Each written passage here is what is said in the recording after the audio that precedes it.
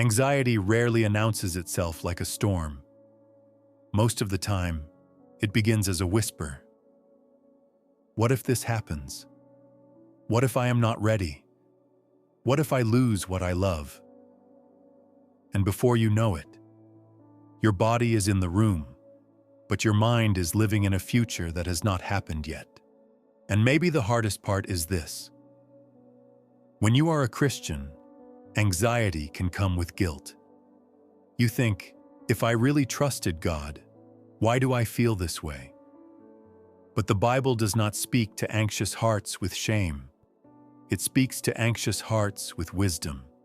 Jesus says in Matthew 6, "Do not be anxious about your life." But he does not say that because life is easy.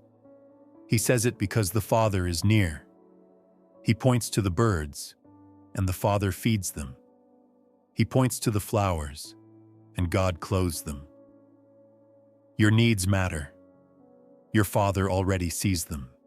That is the first wisdom for an anxious heart. Anxiety grows when we imagine tomorrow without the Father. The anxious mind asks, what if I do not have enough? What if the door closes? What if the news gets worse? Jesus redirects the question.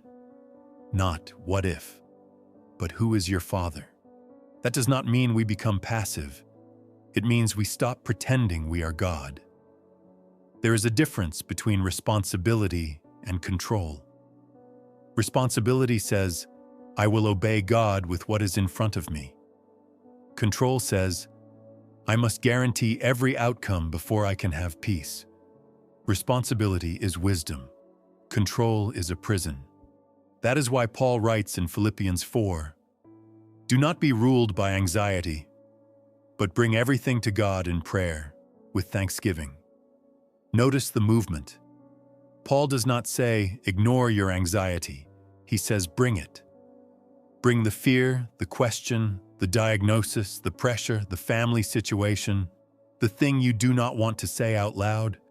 Prayer is not pretending you are fine. Prayer is moving the weight from your chest into the hands of God.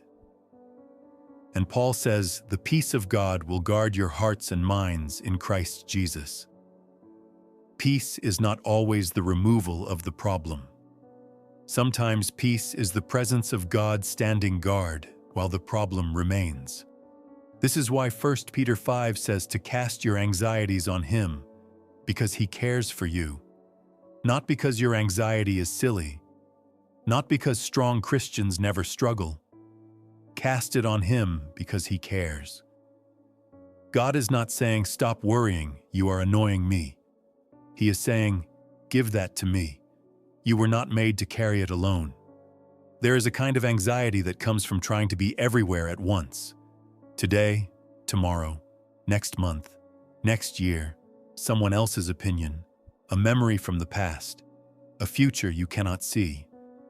But God gives daily bread. Not lifetime bread, daily bread. Enough for today. Enough to trust Him for the next step. So here is a simple practice for the anxious heart. First, name the fear. Do not let it stay as a cloud. Say it plainly before God. Second, surrender the future, because the future belongs to God before it ever belongs to you. You can plan, prepare, and be wise, but you cannot be sovereign. Third, obey the next small thing.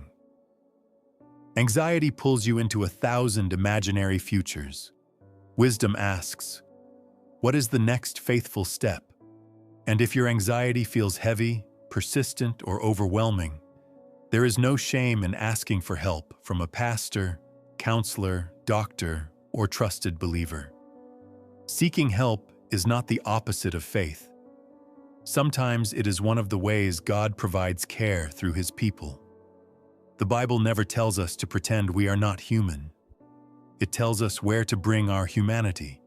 Jesus Himself said in John 14, "My peace I give to you, not the world's peace." The world offers peace when everything is controlled. Jesus offers peace when He is present. The world says you can rest when you know how this ends. Jesus says you can rest because I am with you now. You do not need to become fearless overnight. You need to remember who holds you. You may not know what tomorrow will bring, but you know the Father who is already there. You may not feel strong enough for next week, but God gives grace for today. So when your heart feels anxious, remember this. Your fear is not bigger than your Father. Your tomorrow is not outside His reach, and your anxious heart is exactly the kind of heart He invites to come near. Wisdom begins when the trembling heart learns to say, "Father, I trust you with what I cannot control."